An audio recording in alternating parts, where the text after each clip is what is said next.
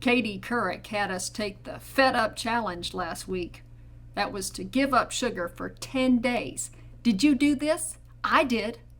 I made it for 6 hours. Dr. Bernard says in his book, Power Foods for the Brain, that sugar stimulates the release of mild opiates, natural compounds that are in the same chemical class as heroin and other narcotics, but much weaker. This past Sunday, I had the privilege of being part of a vegan bake sale. Yeah, that was awesome. And what do you expect to see at a bake sale? Sugary treats, right? It was a success. We raised over $600 for a local animal rescue, and it was totally awesome. I'm so proud to be a part of that. But basically, I'm thinking now, with the movie Fed Up coming to theaters near you, and Dr. Bernard telling us that sugar, does all those things to our brain, well, then pretty much our bake sale was kind of like we were dealing drugs in broad daylight for cash. Isn't that what we were doing? It's okay because it was for the animals, right? All right, so let's get baking these super duper chocolate chip cookies, man. Or you could just call them crack, or you could call them heroin cookies, whatever. Now, don't worry about writing down the ingredients, because right at the end of this video, right after I ask you to share and thumbs up this video, I have posted the list of ingredients at the end. So all you need to do is just watch and see how I put all these together, and then you can write down the ingredients there. Again, I made these cookies for the bake sale, so I wanted to show you how I set up my crack kitchen here with all my ingredients. I made some super duper chocolate chip cookies, and I made some amazing killer oat chocolate bars, or killer chocolate oat bars, and there's going to be a recipe for those coming up soon. We're going to mix the sugar, both the sugars and the cold margarine. Make sure that your margarine is cold to make these cookies just right. If you let it soften, it just makes everything a mess. Cold margarine is a key. And check this out. I went ahead, because I knew I was going to do a lot of baking, I went ahead and made a whole bunch of flaxseed jelly. That's what I'm calling it. Gelly, flaxseed jelly.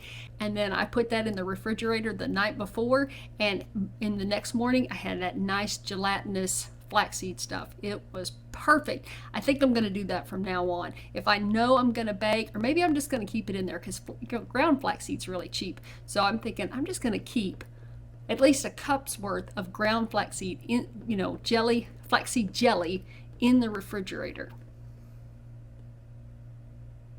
Okay, I've got the sugar and the butter all beat up, so I beat it up, man.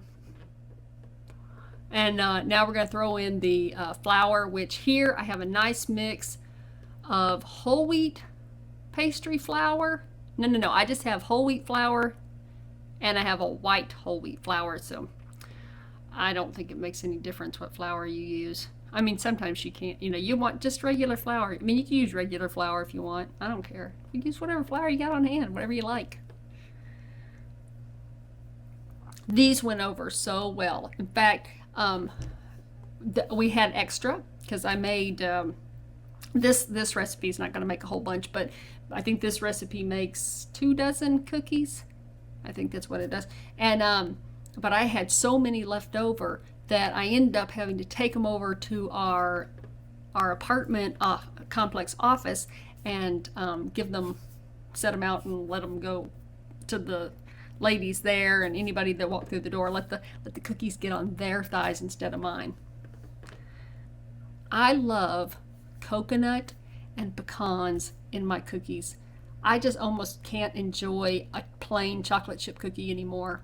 These are my favorite. And I've used pecans, and I've used walnuts, and what else? I've never used almonds, but I do like walnuts or pecans in my chocolate chip cookies. They're good. And here's my little vegan chocolate chips, which I'm so happy to live just down the street from a store that sells those. Oh, such a pleasure. Love living in Austin. And then here's my pecan pieces, which I just happened to score on sale. You know, you can put nuts in the freezer. Did you know that? Yeah, so if you ever find them on sale, just stock up and then throw the extras in the freezer. Okay, and then when I'm blending this, I just wanted to blend it enough to get it well, you know, to get it well mixed, but try not to beat up my flour. You see how I kind of dropped the bowl and then I let the cookie dough spin off the paddle and then I pick the bowl up again? This is kind of my way of being able to get the goodies mixed in with the batter. And there you go, see, all evenly distributed. Yay! All right, and my oven is hot. I think I've got my oven at 375 degrees. And I'm going to use, I started out with this 2-inch scooper to make my cookies, because I wanted to start out with really big cookies, because those are, you know, for a bake sale, you want a big cookie. You know, the bigger the cookie, the better. But then somewhere right here, I get to the 7th cookie, and my scooper starts to freak out and starts to break. Watch this. It stopped. This thing that goes like this inside the scooper, like, got off kilter, and it started, like, it was on the top of the scooper, so now it was like this instead of being on the bottom. I don't know, it just started freaking out, and I tried to figure out how to fix it, and I couldn't. So after this pan, I moved to my little 1-inch scooper that was, you know, could handle it, and I ended up making little 2-inch cookies. So, you know, a 2-inch scooper will give you a nice, probably like a 3.5-inch diameter cookie, whereas the 1-inch scooper will give you a good 2-inch cookie, which was really perfect. I mean, that's a perfect, you know, 2-biter or maybe 3-biter if you want to act dainty or look dainty. Like, I'm struggling. See, look, did you see that? It was like, oh, drive me crazy. Anyways, and then you pop them in the oven for anywhere. Big cookies need to go in for about 14 minutes, maybe a couple of minutes longer. You're going to have to check. Make sure your cookie is just light brown on the edges, and it's still going to look a little undercooked on the top. Not too wet, but just a little bit of shine right in the very center, and then it's time to take it out, and they're ready to go. They're awesome. And then let them cool on the cookie sheet. That's really important. Don't rush this process. Let them cool on the sheet for a couple of minutes before taking them and moving them onto the rack. So, all right, I hope you've been amused. Be sure to share this video and thumbs it up and do all those wonderful things to help me help get Simple Daily Recipes out and into the intersphere. All right, I'll talk to y'all later. Bye.